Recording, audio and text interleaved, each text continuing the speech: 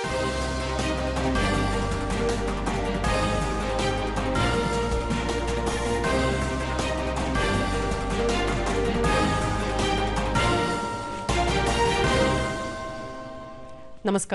ಮುಖ್ಯಾಂಶಗಳು. ರಕ್ಷಣಾ ಕ್ಷೇತ್ರದಲ್ಲಿ ಶಕ್ತಿಶಾಲಿ ದೇಶವಾಗಿ ಹೊರಹೊಮ್ಮಿದ ಭಾರತ. ಪ್ರಧಾನಿ ನಾಯಕತ್ವದಲ್ಲಿ ಎಲ್ಲಾ ವಲಯಗಳ ಪ್ರಗತಿ. ಉಪರಾಷ್ಟ್ರಪತಿ ಸಿಪಿ ರಾಧಾಕೃಷ್ಣನ್. ದೇಶೀಯವಾಗಿ ವಿನ್ಯಾಸಗೊಳಿಸಿದ ಸಮುದ್ರ ಪ್ರತಾಪ್ ಲೋಕಾರ್ಪಣೆ. ಸಾಮೂಹಿಕ ಸಂಕಲ್ಪ, ಕಡಲ ವಿಶ್ವಾಸದ ಸಂಕೇತ. ಸಚಿವ ರಾಜನಾಥ್ ಸಿಂಗ್. ರಾಜ್ಯದಲ್ಲಿ ಹುಲಿ ಹಾಗೂ ಇತರೆ ಪ್ರಾಣಿಗಳ ಗಣತಿ ಆರಂಭ. 38 ವಿಭಾಗಗಳಲ್ಲಿ ಗಸ್ತು ಪ್ರಕ್ರಿಯೆ.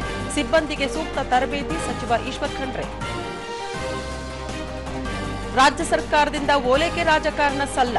ಅರ್ಹ ಫಲಾನುಭವಿಗಳಿಗೆ ಮನೆ ನೀಡುವಂತೆ ಬಿವೈ ವಿಜಯೇಂದ್ರ ಆಗ್ರಹ. ವಾರ್ತೆಗಳ ವಿವರ. ದೆಹಲಿಯಲ್ಲಿಂದು ನಡೆದ ರಾಷ್ಟ್ರೀಯ ಕೆಡೆಟ್ ಕಾರ್ಪ್ಸ್ನ ಗಣರಾಜ್ಯೋತ್ಸವ ಶಿಬಿರ 2026ಕ್ಕೆ ಉಪರಾಷ್ಟ್ರಪತಿ ಸಿಪಿ ರಾಧಾಕೃಷ್ಣನ್ ಚಾಲನೆ ನೀಡಿದರು. ಈ ವೇಳೆ ಅವರು, ಪ್ರಧಾನಿ ನರೇಂದ್ರ ಮೋದಿ ನೇತೃತ್ವದಲ್ಲಿ ಇಂದು ರಕ್ಷಣಾ ಕ್ಷೇತ್ರವು ಶಕ್ತಿಶಾಲಿಯಾಗಿ ಹೊರಹೊಮ್ಮುತ್ತಿದೆ. 2047ರ ವಿಕಸಿತ ಭಾರತದ ಪರಿಕಲ್ಪನೆ ಸಾಕಾರಕ್ಕೆ ಭಾರತೀಯ ಸೇನೆಯು ಅಪಾರ ಕೊಡುಗೆ ನೀಡುತ್ತಿದೆ ಎಂದರು. ಎನ್ಸಿಸಿ ಕೆಡೆಟ್ಗಳು ಇಂದು ದೇಶ ಸೇವೆಯಲ್ಲಿ ತಮ್ಮನ್ನು ಸಮರ್ಪಿಸಿಕೊಂಡಿರುವುದು ಅತ್ಯಂತ ಹೆಮ್ಮೆಯ ಸಂಗತಿಯಾಗಿದೆ. ವಿವಿಧ ಕಾರ್ಯಾಚರಣೆಗಳಲ್ಲಿ ಇವರು ತೋರಿದ ಸಾಧನೆ ಅಪಾರ ಎಂದು ಉಪರಾಷ್ಟ್ರಪತಿ ಹೇಳಿದರು. ಆಪರೇಷನ್ ಸಿಂಧೂರದ ಮೂಲಕ ಭಾರತೀಯ ಸೇನೆಯ ಶಕ್ತಿಯನ್ನು ಇಡೀ ವಿಶ್ವ ನೋಡಿದೆ ಎಂದ ಉಪರಾಷ್ಟ್ರಪತಿ ಸಿಪಿ ರಾಧಾಕೃಷ್ಣನ್, ಈ ಕಾರ್ಯಾಚರಣೆಯಲ್ಲಿ 75,000 ಎನ್ಸಿಸಿ ಕೆಡೆಟ್ಗಳು ಭಾಗವಹಿಸುವ ಮೂಲಕ ಸಾಧನೆ ತೋರಿದ್ದಾರೆ ಎಂದರು. ಎನ್ಸಿಸಿ ಕೆಡೆಟ್ಗಳ ಸಂಖ್ಯೆ 17 ಲಕ್ಷದಿಂದ 20 ಲಕ್ಷಕ್ಕೆ ಏರಿದೆ. ಇದು ಶೇಕಡಾ 40ರಷ್ಟು ಬಾಲಕಿಯರ ಕೆಡೆಟ್ಗಳನ್ನು ಒಳಗೊಂಡಿರುವುದು ವಿಶೇಷವಾಗಿದೆ ಎಂದರು. Cadets from several states and union territories from diverse social and cultural backgrounds trained together here, embodying the true spirit of our national unity. Dear cadets, you are not just participants in a camp. You are the ambassadors of a new India. The discipline you practice, the leadership you demonstrate, and the sense of responsibility you develop here will define your role in building an Atmanirbhar and a strong India that is Viksit Bharat. ಇದಕ್ಕೂ ಮುನ್ನ NCC ಕೆಡೆಟ್ಗಳು ಗಣರಾಜ್ಯೋತ್ಸವದ ಮೆರವಣಿಗೆ ನಡೆಸಿದರು. ಈ ಮೆರವಣಿಗೆಯಲ್ಲಿ 2406 NCC ಕೆಡೆಟ್ಗಳು ಭಾಗವಹಿಸಿದ್ದರು. ಇವರ ಪೈಕಿ 8,000 ಹೆಣ್ಣು ಮಕ್ಕಳು ಭಾಗವಹಿಸಿದ್ದು ಈ ವರ್ಷದ ವಿಶೇಷತೆಯಾಗಿದೆ. 25 ವಿದೇಶಿ ಕೆಡೆಟ್ಗಳು ಮತ್ತು ಅಧಿಕಾರಿಗಳು ಸಹ ಪಾಲ್ಗೊಂಡಿದ್ದರು. ಕೆಡೆಟ್ಗಳು ಗುಂಡು ಹಾರಿಸುವುದು ಸೇರಿದಂತೆ ವಿವಿಧ ಚಟುವಟಿಕೆಗಳಲ್ಲಿ ಭಾಗವಹಿಸಿದ್ದರು.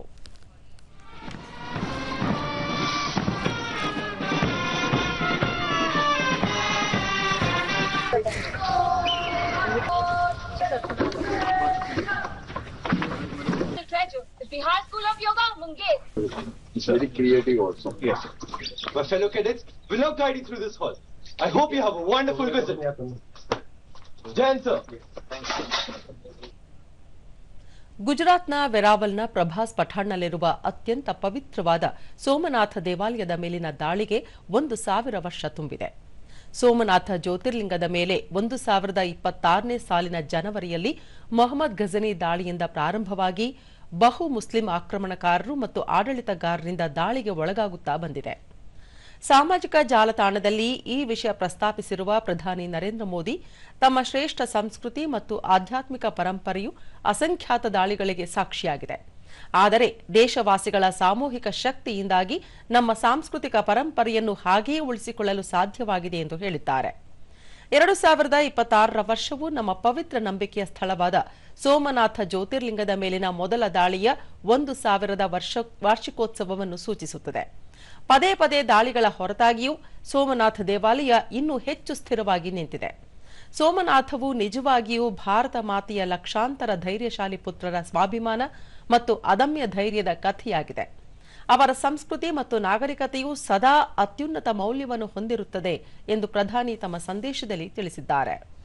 1000 साल के बाद जब हम देखते हैं तो विध्वंस के उस दौर को नहीं बल्कि पुनर्बीते 11.5 वर्षों में मोदी जी के नेतृत्व में मंदिर परिसर और श्रद्धालुओं पूरा भारतवर्ष सोमनाथ स्वाभिमान पर्व मना रहा है। श्री सोमनाथ महादेव की कृपा ದೇಶೀಯವಾಗಿ ವಿನ್ಯಾಸಗೊಳಿಸಿ ನಿರ್ಮಿಸಿರುವ ಮಾಲಿನ್ಯ ನಿಯಂತ್ರಣ ನೌಕೆ ಸಮುದ್ರ ಪ್ರತಾಪ್ ಅನ್ನು ರಕ್ಷಣಾ ಸಚಿವ ರಾಜನಾಥ್ ಸಿಂಗ್ ಗೋವಾದಲ್ಲಿಂದು ಭಾರತೀಯ ಕರಾವಳಿ ರಕ್ಷಣಾ ಪಡೆಗೆ ಸಮರ್ಪಿಸಿದರು.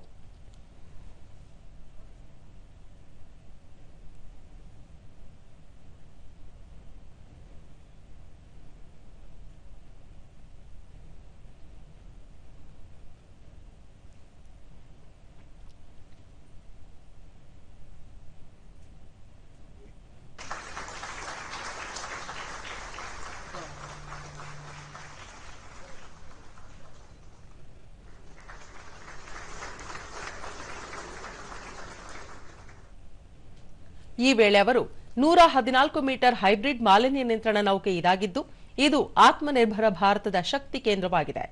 ತೈಲ ಸೋರಿಕೆಯನ್ನು ಪತ್ತೆ ಹಚ್ಚಲು ಮತ್ತು ಮರುಪಡೆಯಲು ಇದನ್ನು ವಿನ್ಯಾಸಗೊಳಿಸಲಾಗಿದೆ. ಇದು ದೇಶದ ವಿಶೇಷ ಆರ್ಥಿಕ ವಲಯವನ್ನು ರಕ್ಷಿಸುವಲ್ಲಿ ಮಹತ್ವದ ಪಾತ್ರ ವಹಿಸುತ್ತದೆ ಎಂದರು. ಸಮುದ್ರ ಪ್ರತಾಪ್ ದೇಶದ ಸಾಮೂಹಿಕ ಸಂಕಲ್ಪ ಮತ್ತು ಕಡಲ ವಿಶ್ವಾಸದ ಸಂಕೇತವಾಗಿದೆ. 70% ಹೆಚ್ಚು ದೇಶೀಯವಾದ ವಿಷಯಗಳನ್ನು ಹೊಂದಿರುವ ಈ ನೌಕೆ ಸ್ಥಳೀಯವಾಗಿ ಅಭಿವೃದ್ಧಿಪಡಿಸಿದ ಮಾಲಿನ್ಯ ನಿಯಂತ್ರಣ ನೌಕೆಯಾಗಿದೆ. ಹವಾಮಾನ ಬದಲಾವಣೆ ಸಂದರ್ಭದಲ್ಲಿ ಸಮುದ್ರ ಜೀವ ವೈವಿಧ್ಯತೆಯನ್ನು ರಕ್ಷಿಸುವುದು ಇದರ ನೈತಿಕ ಜವಾಬ್ದಾರಿಯಾಗಿದೆ ಎಂದ ಸಚಿವರು, ಈ ಹಡಗು ಹವಳದ ದಿಬ್ಬಗಳು ಮತ್ತು ಕರಾವಳಿ ಸಮುದಾಯಗಳನ್ನು ರಕ್ಷಿಸುತ್ತದೆ ಎಂದರು.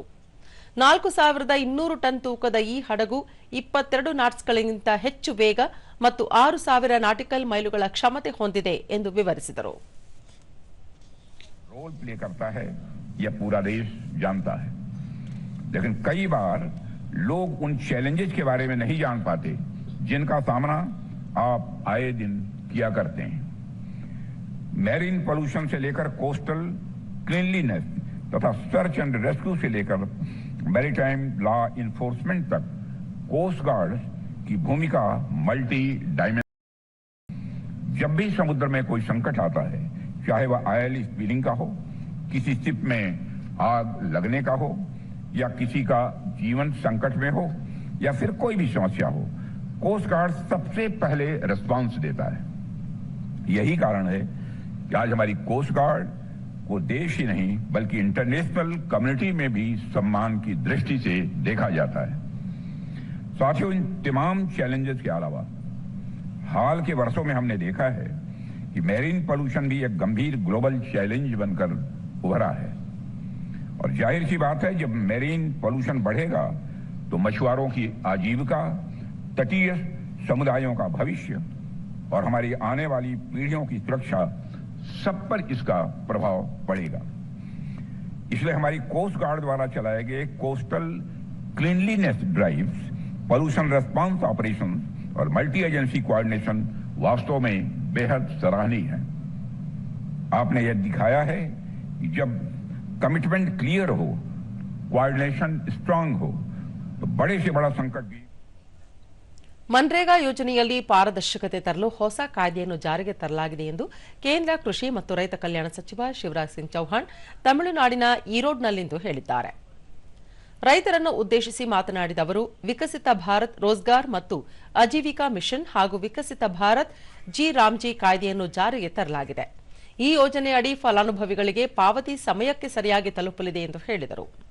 ಉದ್ಯೋಗದ 15 ದಿನಗಳ ಒಳಗೆ ಫಲಾನುಭವಿಗಳಿಗೆ ವೇತನ ಪಾವತಿಸದಿದ್ದರೆ ಕಾನೂನಿನಡಿಯಲ್ಲಿ ಕಾನೂನು ಕ್ರಮ ಕೈಗೊಳ್ಳಲಾಗುವುದು ಎಂದು ಎಚ್ಚರಿಕೆ ನೀಡಿದ ಸಚಿವರು, ರೈತರು ಇದರ ಪ್ರಯೋಜನ ಪಡೆಯಲು ಅನುಕೂಲ ಆಗುವಂತೆ ಗ್ರಾಮೀಣ ಮೂಲಸೌಕರ್ಯವನ್ನು ಬಲಪಡಿಸಲಾಗುವುದು.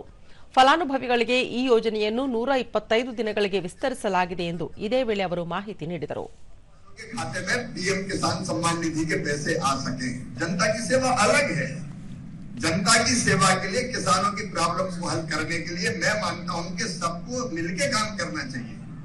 दूध के बारे में कई लोगों ने कहा कि कहीं यहाँ की प्रॉब्लम को ही पैसा काफी कम मिल रहा है दूध का, केवल 32 रुपीज जो मुझे बताया पर लीटर.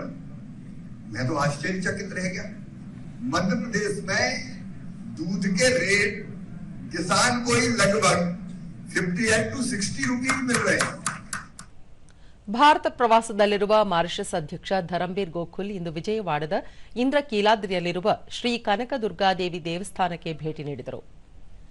ದೇವಾಲಯದ ಅಧಿಕಾರಿಗಳು ಮತ್ತು ಹಿರಿಯ ಅಧಿಕಾರಿಗಳು ಅವರಿಗೆ ಸಾಂಪ್ರದಾಯಿಕವಾಗಿ ಸ್ವಾಗತ ನೀಡಿದರು. ನಂತರ ಅಧ್ಯಕ್ಷ ಧರಂವೀರ್ ಗೋಕುಲ್ ಗುಂಟೂರು ಜಿಲ್ಲೆಯ ಮಂಗಳಗಿರಿಯಲ್ಲಿರುವ ಶ್ರೀ ಲಕ್ಷ್ಮೀ ನರಸಿಂಹಸ್ವಾಮಿ ದೇವಸ್ಥಾನಕ್ಕೆ ಪತ್ನಿಯೊಂದಿಗೆ ಭೇಟಿ ನೀಡಿ ವಿಶೇಷ ಪ್ರಾರ್ಥನೆ ಸಲ್ಲಿಸಿದರು.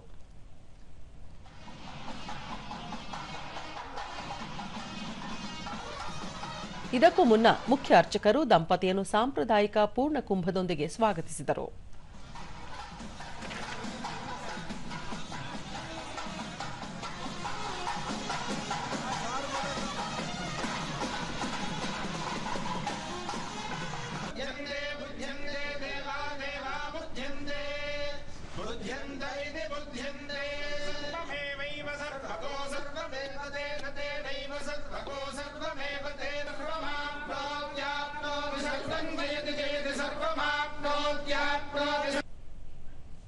ಕೇಂದ್ರ ಸಂಸ್ಕೃತಿ ಮತ್ತು ಪ್ರವಾಸೋದ್ಯಮ ಖಾತೆ ಸಚಿವ ಗಜೇಂದ್ರ ಸಿಂಗ್ ಶೇಖಾವತ್ ಇಂದಿನಿಂದ 2 ದಿನಗಳ ಕಾಲ ರಾಜ್ಯ ಪ್ರವಾಸ ಕೈಗೊಳ್ಳಲಿದ್ದಾರೆ. ಹೊಸಪೇಟೆ ಸಮೀಪದ ಯುನೆಸ್ಕೋ ವಿಶ್ವ ಪಾರಂಪರಿಕ ತಾಣ ಹಂಪಿಗೆ ಭೇಟಿ ನೀಡಿ ವಿವಿಧ ಐತಿಹಾಸಿಕ ಸ್ಥಳಗಳನ್ನು ವೀಕ್ಷಿಸಲಿದ್ದಾರೆ. ಬಳಿಕ ಸಂಜೆ ಹಂಪಿಯ ಶ್ರೀ ವಿರೂಪಾಕ್ಷೇಶ್ವರ ದೇವರ ದರ್ಶನ ಪಡೆಯಲಿದ್ದಾರೆ. ರಾಜ್ಯದ ಎಲ್ಲಾ ಅರಣ್ಯ ಪ್ರದೇಶಗಳಲ್ಲಿ ಇಂದಿನಿಂದ ಹುಲಿ ಹಾಗೂ ಮಾಂಸಾಹಾರಿ ಪ್ರಾಣಿಗಳ ಗಣತಿ ಪ್ರಕ್ರಿಯೆ ಆರಂಭವಾಗಲಿದೆ ಎಂದು ಅರಣ್ಯ ಸಚಿವ ಈಶ್ವರ್ ಖಂಡ್ರೆ ಬೀದರ್ನ ಭಾಲ್ಕಿಯಲ್ಲಿಂದು ತಿಳಿಸಿದ್ದಾರೆ. 4 ವರ್ಷಗಳಿಗೊಮ್ಮೆ ದೇಶಾದ್ಯಂತ ಹುಲಿ ಗಣತಿ ನಡೆಯುತ್ತದೆ. 2022ರ ಗಣತಿಯಲ್ಲಿ ರಾಜ್ಯದಲ್ಲಿ ಸುಮಾರು 563 ಹುಲಿಗಳಿವೆ ಎಂದು ಅಂದಾಜಿಸಲಾಗಿತ್ತು. ಆಗ ರಾಜ್ಯವು ಹುಲಿ ಸಂಖ್ಯೆಯಲ್ಲಿ ದೇಶದಲ್ಲೇ 2ನೇ ಸ್ಥಾನ ಪಡೆದಿತ್ತು ಎಂದು ಹೇಳಿದರು. ರಾಜ್ಯದ ಪ್ರತಿ ಅರಣ್ಯ ವಲಯದ 38 ವಿಭಾಗಗಳ ಗಸ್ತುಗಳಲ್ಲಿ ಈ ಪ್ರಕ್ರಿಯೆ ನಡೆಯಲಿದೆ. ಇದಕ್ಕಾಗಿ 5 ಹುಲಿ ಸಂರಕ್ಷಿತ ಪ್ರದೇಶಗಳಿಗೆ ಪ್ರತ್ಯೇಕವಾಗಿ ಮತ್ತು ರಾಜ್ಯದ ಎಲ್ಲಾ 13 ಅರಣ್ಯ ವೃತ್ತಗಳ ಮುಂಚೂಣಿ ಸಿಬ್ಬಂದಿಗೆ ಸೂಕ್ತ ತರಬೇತಿ ನೀಡಲಾಗಿದೆ. ಇಂದಿನಿಂದ 3 ದಿನ ರಾಜ್ಯದ ಎಲ್ಲಾ ಗಸ್ತಿನಲ್ಲಿ 3 ಜನರ ತಂಡ ಪ್ರತಿನಿತ್ಯ 5 ಕಿಲೋಮೀಟರ್ ಕಾಡಿನಲ್ಲಿ ಸಂಚರಿಸಿ ಹುಲಿ ಮತ್ತು ಚಿರತೆ ಸೇರಿ ಎಲ್ಲಾ ಮಾಂಸಾಹಾರಿ ಪ್ರಾಣಿಗಳು, ಆನೆಯ ಹೆಜ್ಜೆ ಗುರುತು, ಪ್ರತ್ಯಕ್ಷ ದರ್ಶನ ಸೇರಿದಂತೆ ಇತ್ಯಾದಿ ವಿವರ ಕಲೆ ಹಾಕಲಿವೆ ಎಂದು ತಿಳಿಸಿದರು. ಜನವರಿ 15ರಿಂದ 17ರವರೆಗೆ 14 ಅರಣ್ಯ ವಿಭಾಗಗಳಲ್ಲಿ 2ನೇ ಹಂತದ ಗಣತಿ ನಡೆಯಲಿದೆ. ಪ್ರತಿ ತಂಡ ಕಾಡಿನಲ್ಲಿ ಸಂಚರಿಸಿ ಜಿಂಕೆ, ಕಡವೆ, ಕಾಡೆಮ್ಮೆ, ಕಾಡುಕೋಣ ಇತ್ಯಾದಿ ಸಸ್ಯಾಹಾರಿ ಪ್ರಾಣಿಗಳ ಬಗ್ಗೆಯೂ ಮಾಹಿತಿ ಕಲೆ ಹಾಕಲಿದೆ. ಇದರಿಂದ ಎಲ್ಲಿ ಕ್ಯಾಮೆರಾ ಟ್ರ್ಯಾಪ್ ಅಳವಡಿಸಬೇಕೆಂಬುದನ್ನು ನಿರ್ಧರಿಸಲು ಅನುಕೂಲವಾಗುತ್ತದೆ ಎಂದು ವಿವರಿಸಿದರು.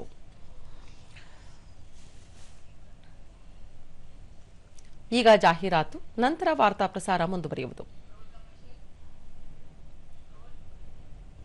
ಕೊಪ್ಪಳ ನಗರದ ಗವಿಸಿದ್ದೇಶ್ವರ ಜಾತ್ರಾ ಮಹೋತ್ಸವಕ್ಕೆ ಹಾರ್ದಿಕ ಸ್ವಾಗತ ಕೋರುವವರು ಪೌರಾಯುಕ್ತರು, ಕೊಪ್ಪಳ ನಗರಸಭೆ. ಕೊಪ್ಪಳ ನಗರಸಭೆ ವ್ಯಾಪ್ತಿಯಲ್ಲಿ ಬರುವ ಹಿಂದುಳಿದ ವರ್ಗದ ಜನಾಂಗದವರಿಗೆ ಶಸ್ತ್ರಚಿಕಿತ್ಸೆಗಾಗಿ ಸಹಾಯಧನ ಒದಗಿಸುವುದು. ಕೊಪ್ಪಳ ನಗರಸಭೆ ಕಾರ್ಯಾಲಯದಿಂದ ಸಾರ್ವಜನಿಕರಿಗೆ ನೀಡುವ ಸೌಲಭ್ಯಗಳಾದ ಈ ಜನ್ಮ, ಜನನ ಮರಣ ಪ್ರಮಾಣ ಪತ್ರ, ನಿರ್ಮಾಣ ಕಟ್ಟಡ ಪರವಾನಗಿ, ಉದ್ದಿಮೆ ಪರವಾನಗಿ, ಜಲನಿಧಿ, ನೀರಿನ ಸಂಪರ್ಕ ಪರವಾನಗಿ, ತೆರಿಗೆ, ಈ ಆಸ್ತಿ ನಮೂನೆ 3 ತೆರಿಗೆ ಇವುಗಳನ್ನು ಸಿಟಿಜನ್ ಲಾಗಿನ್ನಲ್ಲಿ ಸಲ್ಲಿಸಬಹುದು ಎಂದು ಕೊಪ್ಪಳ ನಗರಸಭೆ ಪೌರಾಯುಕ್ತರು ಪ್ರಕಟಣೆಯ ಮೂಲಕ ತಿಳಿಸಿದ್ದು, ಗವಿಸಿದ್ದೇಶ್ವರ ಜಾತ್ರಾ ಮಹೋತ್ಸವಕ್ಕೆ ಸ್ವಾಗತ ಕೋರಿದ್ದಾರೆ. ವಿಧಾನ ಪರಿಷತ್ ಸದಸ್ಯರ ಅನುದಾನದಡಿ ಅನುದಾನ ನೀಡಿದ ಹಿನ್ನೆಲೆಯಲ್ಲಿ ಹಳಿಯಾಳ ಅರ್ಬನ್ ಯೂತ್ ಕ್ಲಬ್ ವತಿಯಿಂದ ಹಳಿಯಾಳದಲ್ಲಿಂದು ವಿಧಾನ ಪರಿಷತ್ ಸಭಾಪತಿ ಬಸವರಾಜ ಹೊರಟ್ಟಿ ಅವರನ್ನು ಅಭಿನಂದಿಸಲಾಯಿತು. ಈ ವೇಳೆ ಮಾಜಿ ಶಾಸಕ ಸುನಿಲ್ ಹೆಗಡೆ, ಎಂಎಚ್ ಕುಲಕರ್ಣಿ, ಶ್ರೀಪತಿ ಭಟ್ ಸೇರಿದಂತೆ ಹಲವರು ಉಪಸ್ಥಿತರಿದ್ದರು. ಬಳಿಕ ಬಸವರಾಜ ಹೊರಟ್ಟಿ ವಿಧಾನ ಪರಿಷತ್ ಸಭಾಪತಿಯಾಗಿ ರಾಜಕೀಯ ಪಕ್ಷಗಳಿಂದ ದೂರ ಉಳಿದಿದ್ದರೂ ಸಾಮಾಜಿಕ ಜವಾಬ್ದಾರಿಯಡಿ ಹಲವು ಕೆಲಸ ಕಾರ್ಯಗಳಲ್ಲಿ ತೊಡಗಿಕೊಳ್ಳುವ ಮೂಲಕ ಸಮಾಜ ಕಾರ್ಯದಲ್ಲಿ ತೊಡಗಿಕೊಂಡಿದ್ದೇನೆ. ಜನಸಾಮಾನ್ಯರು ತಮ್ಮ ಬಳಿಗೆ ಸಮಸ್ಯೆ ಹೊತ್ತು ಬಂದ ಸಂದರ್ಭದಲ್ಲಿ ಅವುಗಳನ್ನು ಮುಖ್ಯಮಂತ್ರಿ ಸೇರಿದಂತೆ ಸಂಬಂಧಪಟ್ಟ ಸಚಿವರ ಗಮನಕ್ಕೆ ತಂದು ಬಗೆಹರಿಸುವಲ್ಲಿ ಪ್ರಾಮಾಣಿಕ ಪ್ರಯತ್ನ ನಡೆಸಿದ್ದೇನೆ ಎಂದು ಹೇಳಿದರು.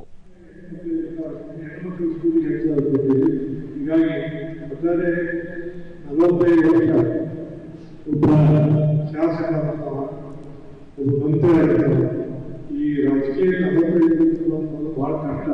ಯಾಕಂದ್ರೆ ಒಳ್ಳೆ ಕೆಲಸ ಮಾಡಿದ್ರು ಯಾರು ಬರ್ತಾರೆ, ಯಾರು ಮಾಡಿದ್ರು ಇನ್ನೊಬ್ಬರು ಸಿಕ್ಕದೆ ಈ ಎಲ್ಲ ನೋವುಗಳಲ್ಲಿ ಎಲ್ಲ ಆರ್ಟ್ಸ್ಗಳಲ್ಲಿ ನಾನು ಸರಿಯಾದ ಬಂದಿದ್ದೆ. ಹೀಗಾಗಿ ಶಿಕ್ಷಕರು ಇದ್ದಾರೆ ಪಬ್ಲಿಕ್ ಇಲಾಖೆ ಇರ್ಬೋದು, ರೆವಿನ್ಯೂ ಇಲಾಖೆ ಇರ್ಬೋದು, ಪೊಲೀಸ್ ಇರ್ಬೋದು, ಪೀಡಬ್ಲ್ಯೂ ಇರ್ಬೋದು, ಯಾವ ಡಿಪಾರ್ಟ್ಮೆಂಟ್ ಅವರೆಲ್ಲರಿಗೂ ಪ್ರಾಮಾಣಿಕವಾಗಿ ಕೆಲಸ ಮಾಡಿಕೊಡ್ತೀವಿ. ಯಾರು ಕೈ ಚಾಚುವಂಥ ಕೆಲಸ ಮಾಡಿಲ್ಲ, ಮಾಡೋದಿಲ್ಲ. ಹೀಗಾಗಿ ನನ್ನ ಮೇಲೆ ಪಬ್ಲಿಕ್ ಆಗಿ ಶಿಕ್ಷಕರು ಎಲ್ಲರೂ ಭಾಳ ಪ್ರೀತಿ ಕೊಡುವಂತಾರೆ. ಆ ಪ್ರೀತಿಗಳು ವಿಧಾನ ಪರಿಷತ್ಗೆ ಸತತ 8 ಬಾರಿ ಆಯ್ಕೆಯಾಗುವುದು ಸುಲಭವಲ್ಲ. ಈ ಅವಧಿಯಲ್ಲಿ ಎಲ್ಲ ಸಹಕಾರವೂ ಮುಖ್ಯವಾಗಿದೆ ಎಂದು ಅವರು ತಿಳಿಸಿದ್ದಾರೆ. ಸುನಿಲ್ ಹೆಗಡೆ, ದೇಶದಲ್ಲಿ ಒಂದೇ ಕ್ಷೇತ್ರದಿಂದ ಹೆಚ್ಚು ಬಾರಿ ವಿಧಾನ ಪರಿಷತ್ಗೆ ಆಯ್ಕೆಯಾದ ಹಿರಿಮೆ ಬಸವರಾಜ ಹೊರಟ್ಟಿ ಅವರದ್ದು ಎಂದು ಹೇಳಿದರು. ಬಾಂಗ್ಲಾದೇಶದ ಅಕ್ರಮ ವಲಸಿಗರಿಗೆ ಮನೆ ನೀಡಲು ರಾಜ್ಯ ಸರ್ಕಾರ ಮುಂದಾಗಿದೆ ಎಂದು ಆರೋಪಿಸಿ ಬಿಜೆಪಿ ನಾಯಕರು ಬೆಂಗಳೂರಿನಲ್ಲಿಂದು ಪ್ರತಿಭಟನೆ ನಡೆಸಿದರು. ಈ ವೇಳೆ ಪಕ್ಷದ ರಾಜ್ಯಾಧ್ಯಕ್ಷ ಬಿವೈ ವಿಜಯೇಂದ್ರ, ವಿಧಾನಸಭೆ ವಿರೋಧ ಪಕ್ಷದ ನಾಯಕ ಆರ್ ಅಶೋಕ, ವಿಧಾನ ಪರಿಷತ್ ಪ್ರತಿಪಕ್ಷದ ನಾಯಕ ಛಲವಾದಿ ನಾರಾಯಣಸ್ವಾಮಿ, ವಿಧಾನ ಪರಿಷತ್ ವಿರೋಧ ಪಕ್ಷದ ಮುಖ್ಯ ಸಚೇತಕ ಎನ್ ರವಿಕುಮಾರ್, ಶಾಸಕರಾದ Dr CN Ashwathnarayan, CT Ravi, Gopalaiah, SR Vishwanath, Munirathna, CK Ramamurthy, Bharathi Shetty ಸೇರಿದಂತೆ ಹಲವು ನಾಯಕರು ಉಪಸ್ಥಿತರಿದ್ದರು.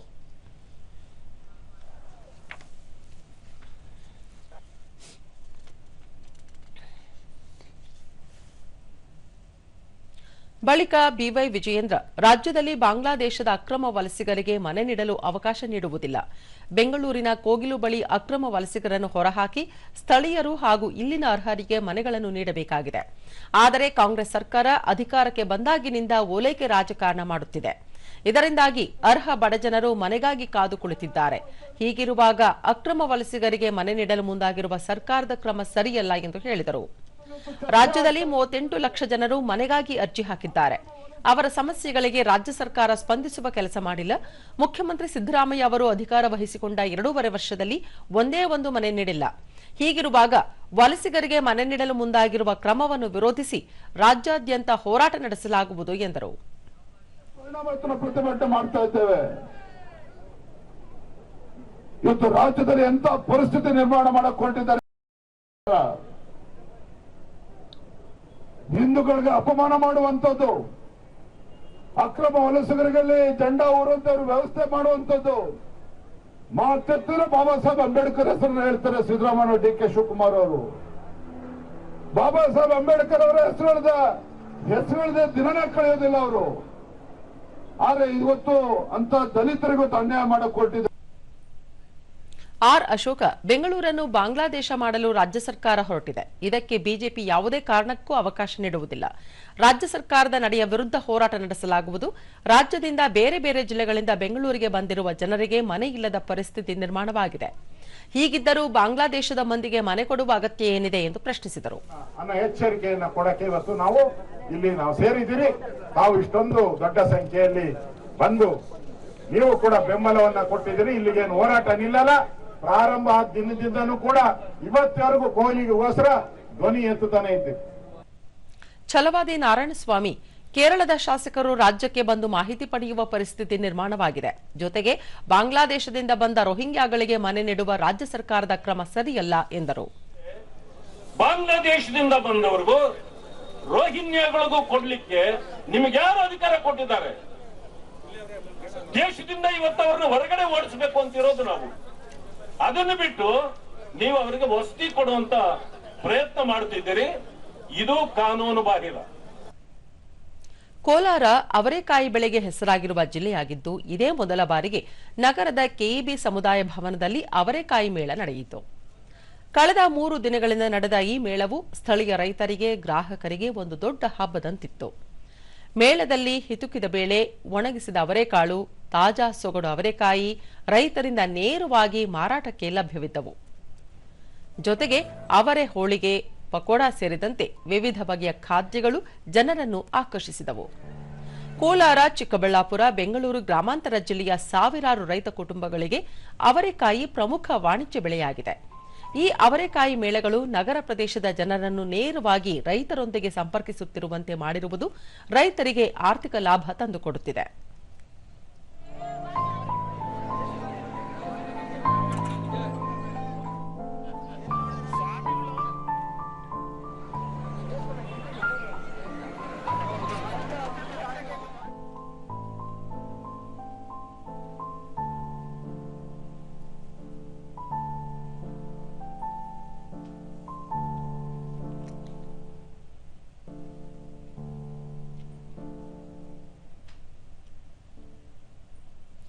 ದೂರದರ್ಶನದೊಂದಿಗೆ ವ್ಯಾಪಾರಿ ಚರಣ್ ಮೇಳಕ್ಕೆ ಗ್ರಾಹಕರಿಂದ ಉತ್ತಮ ಸ್ಪಂದನೆ ದೊರೆತಿದ್ದು ನಮ್ಮಲ್ಲಿ ಅವರೇ ಮಿಕ್ಸರ್, ಗೋಡಂಬಿ ಅವರೇ, ಕಾಂಗ್ರೆಸ್ ಅವರೇ ವಿಶೇಷವಾಗಿದೆ ಅಂತ ಹೇಳಿದರು. ಮಾಡ್ತಾ ಇದ್ದೀರಿ, ಎಲ್ಲರೂ ಒಳ್ಳೆ ರೆಸ್ಪಾನ್ಸ್ ಕೊಟ್ಟಿದ್ದಕ್ಕೆ ಧನ್ಯವಾದಗಳು. ನಿಮಗೆ ಗೋಡಂಬಿ ಅವರೆಕಾಯಿ ಸಿಗುತ್ತೆ, ಕಾಂಗ್ರೆಸ್ ಅವರೆಕಾಯಿ ಸಿಗುತ್ತೆ, ಬೆಳ್ಳುಳ್ಳಿ ಹಾಕಿ ಸ್ಪೆಷಲ್ ಆಗಿ ಅವರೆಕಾಯಿನ ನಾವು ಮಾಡಿದ್ದೀರಿ. ಗ್ರಾಹಕ ವೀರೇಶ್, ಇದೇ ಮೊದಲ ಬಾರಿಗೆ ಕೋಲಾರದಲ್ಲಿ ಅವರೇ ಮೇಳ ನಡೆದಿದ್ದು ಎಲ್ಲಾ ಖಾದ್ಯಗಳು ರುಚಿಕರವಾಗಿವೆ ಎಂದು ತಿಳಿಸಿದರು. ತುಂಬಾ ಚೆನ್ನಾಗಿ ಬರ್ತಾ ಇದೆ. ನಾವು ಕೂಡ ಬಂದಿದ್ದೀವಿ, ಎಲ್ಲಾ ತರ ಸಿಹಿ ಖಾದ್ಯಗಳನ್ನ ತಿಂದಿವಿ. ತುಂಬಾ ಚೆನ್ನಾಗಿದೆ. ಹೋಳಿಗೆ ಚೆನ್ನಾಗಿದೆ, ಇಲ್ಲಿ ಪಕೋಡ ಚೆನ್ನಾಗಿದೆ, ಅವರೆಕಾಯಿ ಪಕೋಡ, ಅವರೆಕಾಯಿ ರೈಸು ಚೆನ್ನಾಗಿದೆ. ತುಂಬಾ ಚೆನ್ನಾಗಿ ಬರ್ತಾ ಇದೆ. ವ್ಯಾಪಾರಿ ವಾಣಿ, ಅವರೇ ಮೇಳಕ್ಕೆ ಗ್ರಾಹಕರು ಉತ್ತಮ ರೀತಿಯಲ್ಲಿ ಸ್ಪಂದಿಸುತ್ತಿದ್ದಾರೆ. ನಮ್ಮಲ್ಲಿ ಅವರೆಯಿಂದ ತಯಾರಿಸಲಾದ ಹಲ್ವಾ, ಜಾಮೂನ್ ಹೆಚ್ಚು ಮಾರಾಟವಾಗುತ್ತಿವೆ ಎಂದು ಹೇಳಿದರು. ಐಟಮ್ ಕೊಡಕ್ ಆಗದಿರಿದ್ರು ನಮ್ಮಲ್ಲಿ ಹಲ್ವಾ ಫೇಮಸ್ ಇದೆ. ಈಗ ಹಲ್ವಾ, ಜಾಮೂನು, ಅವರೇ ಬೆಳೆ ಜಾಮೂನು, ಅವರೇ ಬೆಳೆ ಒಬ್ಬಟ್ಟು ಎಲ್ಲ ಸ್ವಲ್ಪ ಮಿಕ್ಸರ್ ಎಲ್ಲ ಫೇಮಸ್ ಇದೆ. ಅದರಿಂದ ನಮ್ಗೆ ಜಾಸ್ತಿ ಹೋಗ್ತಾ ಇರೋದು ಹಲ್ವಾನೇ. ಗ್ರಾಹಕಿ ಪ್ರತಿಭಾ, ಅವರೇ ಸೊಗಡು ತುಂಬಾ ಚೆನ್ನಾಗಿದ್ದು ಮೇಳದಲ್ಲಿನ ಎಲ್ಲಾ ಖಾದ್ಯಗಳು ರುಚಿಕರವಾಗಿವೆ ಎಂದು ತಿಳಿಸಿದರು. ಅವರೆಕಾಯಿ ಸೊಗಡು ಬಂದಿರೋದ್ರಿಂದ ಇವಾಗ ಅವರೆಕಾಯಿ ಕಾಲ ಆದ್ರಿಂದ ಚೆನ್ನಾಗಿ ಇದು ಅವರೆಕಾಯಿ ಮೇಳ ಎಲ್ಲ ಚೆನ್ನಾಗಿ ನಡೀತಾ ಇದೆ. ತುಂಬಾ ಖಾದ್ಯಗಳಿದೆ, ರುಚಿಯಾಗಿದೆ. ಸೇನಾ ಮುಖ್ಯಸ್ಥ ಜನರಲ್ ಉಪೇಂದ್ರ ದ್ವಿವೇದಿ ಅವರು ಯುಎಇ ಮತ್ತು ಶ್ರೀಲಂಕಾಗೆ ಪ್ರಯಾಣ ಬೆಳೆಸಿದ್ದು ಸ್ನೇಹ ಸಹಕಾರ ಹಾಗೂ ಸೇನಾ ಸಂಬಂಧಗಳ ಬಲಪಡಿಸುವ ಕುರಿತು ಈ ರಾಷ್ಟ್ರಗಳ ನಾಯಕರೊಂದಿಗೆ ಅವರು ಮಾತುಕತೆ ನಡೆಸಲಿದ್ದಾರೆ. ಯುಎಇನಲ್ಲಿ 2 ದಿನಗಳ ಪ್ರವಾಸದಲ್ಲಿ ಅವರು ಆ ದೇಶದ ಸೇನಾ ಮುಖ್ಯಸ್ಥರು, ಭೂಪಡೆಗಳ ಕಮಾಂಡರ್ಗಳು ಸೇರಿದಂತೆ ಯುಎಇ ಸಶಸ್ತ್ರ ಪಡೆಗಳ ಹಿರಿಯ ನಾಯಕರನ್ನು ಭೇಟಿಯಾಗಿ ಚರ್ಚಿಸಲಿದ್ದಾರೆ. ಪ್ರಮುಖವಾಗಿ ಮಿಲಿಟರಿ ಸ್ಥಾಪನೆಗಳಿಗೆ ಒತ್ತು ನೀಡಲಿದ್ದು ರಾಷ್ಟ್ರೀಯ ರಕ್ಷಣಾ ಕಾಲೇಜಿಗೂ ಅವರು ಭೇಟಿ ನೀಡಲಿದ್ದಾರೆ. ಪ್ರವಾಸದ 2ನೇ ಹಂತದಲ್ಲಿ ಸೇನಾ ಮುಖ್ಯಸ್ಥರು ಶ್ರೀಲಂಕಾಗೆ ಭೇಟಿ ನೀಡಲಿದ್ದು ಅಲ್ಲಿನ ಸೇನಾ ಕಮಾಂಡರ್ಗಳು ಸೇರಿದಂತೆ ಹಿರಿಯ ಮಿಲಿಟರಿ ಮತ್ತು ನಾಗರಿಕ ನಾಯಕತ್ವದೊಂದಿಗೆ ಮಾತುಕತೆ ನಡೆಸಲಿದ್ದಾರೆ. ಜನರಲ್ ಉಪೇಂದ್ರ ದ್ವಿವೇದಿ ಅವರು ರಕ್ಷಣಾ ಸೇನೆಗಳ ಕಮಾಂಡ್ ಹಾಗೂ ಸ್ಟಾಫ್ ಕಾಲೇಜಿನಲ್ಲಿ ಅಧಿಕಾರಿಗಳನ್ನು ಉದ್ದೇಶಿಸಿ ಮಾತನಾಡಲಿದ್ದಾರೆ. ಅಲ್ಲದೆ ಭಾರತೀಯ ಸೈನಿಕರ ಅತ್ಯುನ್ನತ ತ್ಯಾಗವನ್ನು ಗೌರವಿಸಲು ಐಪಿಕೆಎಫ್ ಯುದ್ಧ ಸ್ಮಾರಕದಲ್ಲಿ ಗೌರವ ಸಲ್ಲಿಸಲಿದ್ದಾರೆ. ಸೇನಾ ಮುಖ್ಯಸ್ಥರ ಈ ಭೇಟಿ ಉಭಯ ದೇಶಗಳ ನಡುವೆ ರಕ್ಷಣಾ ಸಹಕಾರವನ್ನು ಮತ್ತಷ್ಟು ಬಲಪಡಿಸಲು, ಪರಸ್ಪರ ನಂಬಿಕೆಯನ್ನು ಉತ್ತೇಜಿಸಲು ಹಾಗೂ ಹಿಂದೂ ಮಹಾಸಾಗರ ಪ್ರದೇಶ ಮತ್ತು ಪಶ್ಚಿಮ ಏಷ್ಯಾದ ಸ್ನೇಹಪರ ರಾಷ್ಟ್ರಗಳೊಂದಿಗೆ ಪರಸ್ಪರ ಕಾರ್ಯಸಾಧ್ಯತೆಯನ್ನು ಹೆಚ್ಚಿಸುವ ಭಾರತದ ಬದ್ಧತೆಯನ್ನು ಪುನರುಚ್ಚರಿಸುತ್ತದೆ. 2020ರಲ್ಲಿ ನಡೆದ ದೆಹಲಿ ಗಲಭೆ ಪ್ರಕರಣದಲ್ಲಿ ಆರೋಪಿಗಳಾಗಿರುವ ಉಮರ್ ಖಾಲಿದ್ ಮತ್ತು ಶರ್ಜಿಲ್ ಇಮಾಮ್ ಅವರ ಜಾಮೀನು ಅರ್ಜಿಯನ್ನು ಸುಪ್ರೀಂ ಕೋರ್ಟ್ ಇಂದು ವಜಾಗೊಳಿಸಿದೆ. ಇದೇ ಪ್ರಕರಣದಲ್ಲಿ ಇತರ ಆರೋಪಿಗಳಾದ ಗುಲ್ಫಿಶಾ ಫಾತಿಮಾ, ಮೀರಾನ್ ಹೈದರ್, ಮೊಹಮ್ಮದ್ ಸಮೀರ್ ಖಾನ್, ಶಾದಾಬ್ ಅಹಮದ್, ಶಿಫಾ ಉರ್ ರೆಹಮಾನ್ ಅವರಿಗೆ ಸುಪ್ರೀಂ ಕೋರ್ಟ್ ಷರತ್ತು ವಿಧಿಸಿ ಜಾಮೀನು ನೀಡಿದೆ. 2020 ಫೆಬ್ರವರಿ 23ರಿಂದ 29ರವರೆಗೆ ನಡೆದ ಗಲಭೆಯಲ್ಲಿ 53 ಮಂದಿ ಮೃತಪಟ್ಟಿದ್ದರು. ಈ ಗಲಭೆಗೆ ಈ ಆರೋಪಿಗಳು ಪ್ರಚೋದನೆ ನೀಡಿದ್ದೇ ಕಾರಣ ಎಂದು ದೆಹಲಿ ಪೊಲೀಸರು ಚಾರ್ಜ್ ಶೀಟ್ನಲ್ಲಿ ಸಲ್ಲಿಸಿದ್ದರು. ಈ ಹಿನ್ನೆಲೆಯಲ್ಲಿ ಕಾನೂನು ಬಾಹಿರ ಚಟುವಟಿಕೆಗಳ ತಡೆಗಟ್ಟುವಿಕೆ ಕಾಯ್ದೆಯಡಿ ಆರೋಪಿಗಳನ್ನು ಬಂಧಿಸಲಾಗಿತ್ತು. ಇವರು ಸಲ್ಲಿಸಿದ್ದ ಅರ್ಜಿಯ ವಿಚಾರಣೆ ನಡೆಸಿದ ನ್ಯಾಯಮೂರ್ತಿಗಳಾದ ಅರವಿಂದ್ ಕುಮಾರ್ ಮತ್ತು ಎನ್ವಿ ಅಂಜಾರಿಯಾ ಅವರನ್ನೊಳಗೊಂಡ ಪೀಠ ಕಳೆದ ತಿಂಗಳು ತೀರ್ಪನ್ನು ಕಾಯ್ದಿರಿಸಿತ್ತು. ಅಸ್ಸಾಂನಲ್ಲಿ ಇಂದು ಬೆಳಗಿನ ಜಾವ 4:17 5.1ರಷ್ಟು ತೀವ್ರತೆಯ ಭೂಕಂಪ ಸಂಭವಿಸಿದೆ. ಭೂಕಂಪದ ಕೇಂದ್ರ ಬಿಂದು ಅಸ್ಸಾಂನ ಮೋರಿಗಾಂವ್ ಜಿಲ್ಲೆಯ ಬಳಿ 50 ಕಿಲೋಮೀಟರ್ ಆಳದಲ್ಲಿ ಕಂಡುಬಂದಿದೆ. ಮೋರಿಗಾಂವ್ ಮತ್ತು ಹತ್ತಿರದ ಜಿಲ್ಲೆಗಳು ಸೇರಿದಂತೆ ಮಧ್ಯ ಅಸ್ಸಾಂನ ಹಲವು ಭಾಗಗಳಲ್ಲಿ ಕಂಪನದ ಅನುಭವವಾಗಿದೆ. ಕಂಪನದ ಅನುಭವವಾಗುತ್ತಲೇ ನಿವಾಸಿಗಳು ಆತಂಕದಿಂದ ತಮ್ಮ ಮನೆಗಳಿಂದ ಹೊರಗೆ ಓಡಿಬಂದರು. ಯಾವುದೇ ಜೀವಹಾನಿ ಅಥವಾ ಆಸ್ತಿಪಾಸ್ತಿಗೆ ಹಾನಿಯಾದ ಬಗ್ಗೆ ವರದಿಯಾಗಿಲ್ಲ. ನೆರೆಯ ರಾಷ್ಟ್ರಗಳಾದ ಭೂತಾನ್, ನೇಪಾಳ ಮತ್ತು ಬಾಂಗ್ಲಾದೇಶದಲ್ಲೂ ಕಂಪನದ ಅನುಭವವಾಗಿದೆ.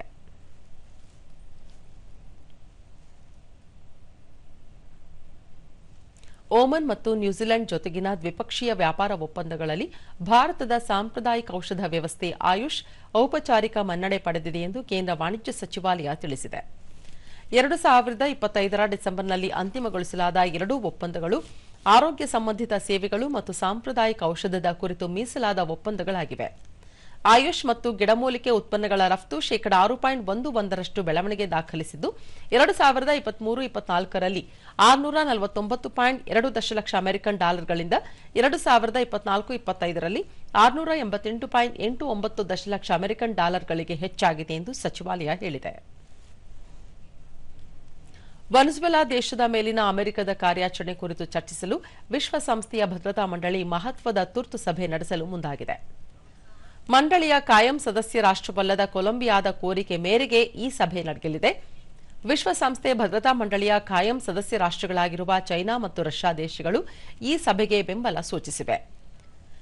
ಕೆಲ ದಿನಗಳ ಹಿಂದೆ ಅಮೆರಿಕ ಸೇನಾಪಡೆಗಳು ವೆನೆಜುವೆಲಾ ಮೇಲೆ ಕಾರ್ಯಾಚರಣೆ ನಡೆಸಿ ಅಧ್ಯಕ್ಷ ನಿಕೋಲಸ್ ಮಡುರೋ ಅವರನ್ನು ಬಂಧಿಸಿದ್ದವು. ಅಮೆರಿಕದ ಈ ಸೇನಾ ಕ್ರಮವನ್ನು ಅಪಾಯಕಾರಿ ಪೂರ್ವ ನಿದರ್ಶನ ಎಂದು ವಿಶ್ವಸಂಸ್ಥೆಯ ವಕ್ತಾರ ಸ್ಟೀಫನ್ ದುಜಾರಿಕ್ ತಮ್ಮ ಹೇಳಿಕೆಯಲ್ಲಿ ತಿಳಿಸಿದ್ದಾರೆ. ಅಲ್ಲದೆ ಅಂತಾರಾಷ್ಟ್ರೀಯ ಕಾನೂನಿನ ನಿಯಮಗಳನ್ನು ಗೌರವಿಸುವುದಿರುವ ಬಗ್ಗೆ ವಿಶ್ವಸಂಸ್ಥೆ ಪ್ರಧಾನ ಕಾರ್ಯದರ್ಶಿ ಆಂಟೋನಿಯೋ ಗುಟೆರಸ್ ತೀವ್ರ ಕಳವಳ ವ್ಯಕ್ತಪಡಿಸಿದ್ದಾರೆ. ಮಾನವ ಹಕ್ಕುಗಳು ಮತ್ತು ಕಾನೂನಿನ ನಿಯಮಗಳಿಗೆ ಸಂಪೂರ್ಣ ಗೌರವ ನೀಡುವ ಮೂಲಕ ವೆನೆಜುವೆಲಾದಲ್ಲಿ ಸಮಗ್ರ ಸಂವಾದವನ್ನು ನಡೆಸಬೇಕೆಂದು ಅವರು ಕರೆ ನೀಡಿದ್ದಾರೆ. ಮತ್ತೊಂದೆಡೆ ತನ್ನ ಮಿಲಿಟರಿ ಕಾರ್ಯಾಚರಣೆ ಬಗ್ಗೆ ಸಮರ್ಥಿಸಿಕೊಂಡಿರುವ ವಾಷಿಂಗ್ಟನ್ ಮಿತ್ರ ರಾಷ್ಟ್ರಗಳಿಂದ ಎದುರಾಗುತ್ತಿರುವ ಬಲವಾದ ಟೀಕೆಗಳನ್ನು ಎದುರಿಸುವ ಅಗತ್ಯವಿಲ್ಲ ಎಂದು ಹೇಳಿದೆ. ಮಾದಕ ವಸ್ತು ಸಾಗಣೆ ಆರೋಪದ ಮೇಲೆ ಬಂಧಿತರಾಗಿರುವ ವೆನೆಜುವೆಲಾ ಅಧ್ಯಕ್ಷ ನಿಕೋಲಸ್ ಮಡುರೋ ಸದ್ಯ ನ್ಯೂಯಾರ್ಕ್ನಲ್ಲಿ ಬಂಧನದಲ್ಲಿದ್ದಾರೆ. और अमेरिका ने वेनेजुएला को लेकर कई घोषणाएं की हैं. आज यूएनएससी ने भी एक आपात बैठक बुलाई है और रूस और चीन के साथ कोलंबिया ने 15 सदस्यीय मेंबर्स की बैठक ಕೊನೆಯಲ್ಲಿ ಮತ್ತೊಮ್ಮೆ ಮುಖ್ಯಾಂಶಗಳು. ರಕ್ಷಣಾ ಕ್ಷೇತ್ರದಲ್ಲಿ ಶಕ್ತಿಶಾಲಿ ದೇಶವಾಗಿ ಹೊರಹೊಮ್ಮಿದ ಭಾರತ, ಪ್ರಧಾನಿ ನಾಯಕತ್ವದಲ್ಲಿ ಎಲ್ಲಾ ವಲಯಗಳ ಪ್ರಗತಿ, ಉಪರಾಷ್ಟ್ರಪತಿ ಸಿಪಿ ರಾಧಾಕೃಷ್ಣನ್. ದೇಶೀಯವಾಗಿ ವಿನ್ಯಾಸಗೊಳಿಸಿದ ಸಮುದ್ರ ಪ್ರತಾಪ್ ಲೋಕಾರ್ಪಣೆ, ಸಾಮೂಹಿಕ ಸಂಕಲ್ಪ, ಕಡಲ ವಿಶ್ವಾಸದ ಸಂಕೇತ, ಸಚಿವ ರಾಜನಾಥ್ ಸಿಂಗ್. ರಾಜ್ಯದಲ್ಲಿ ಹುಲಿ ಹಾಗೂ ಇತರೆ ಪ್ರಾಣಿಗಳ ಗಣತಿ ಆರಂಭ, 38 ವಿಭಾಗಗಳಲ್ಲಿ ಗಸ್ತು ಪ್ರಕ್ರಿಯೆ, ಸಿಬ್ಬಂದಿಗೆ ಸೂಕ್ತ ತರಬೇತಿ, ಸಚಿವ ಈಶ್ವರ್ ಖಂಡ್ರೆ. ರಾಜ್ಯ ಸರ್ಕಾರದಿಂದ ಓಲೈಕೆ ರಾಜಕಾರಣ ಸಲ್ಲ, ಅರ್ಹ ಫಲಾನುಭವಿಗಳಿಗೆ ಮನೆ ನೀಡುವಂತೆ ಬಿವೈ ವಿಜಯೇಂದ್ರ ಆಗ್ರಹ. ನಮ್ಮ ವಾರ್ತಾ ಪ್ರಸಾರವನ್ನು ನೀವು ಡಿಡಿ ಚಂದನ ನ್ಯೂಸ್ ಯೂಟ್ಯೂಬ್, ಎಕ್ಸ್ ಖಾತೆ, ಇನ್ಸ್ಟಾಗ್ರಾಂ, ಫೇಸ್ಬುಕ್ ಹಾಗೂ ವಾಟ್ಸ್ಆಪ್ ಮೂಲಕವೂ ವೀಕ್ಷಿಸಬಹುದು. ನಮ್ಮ ಮುಂದಿನ ವಾರ್ತಾ ಪ್ರಸಾರ ಸಂಜೆ 7 ಗಂಟೆಗೆ. ನಮಸ್ಕಾರ.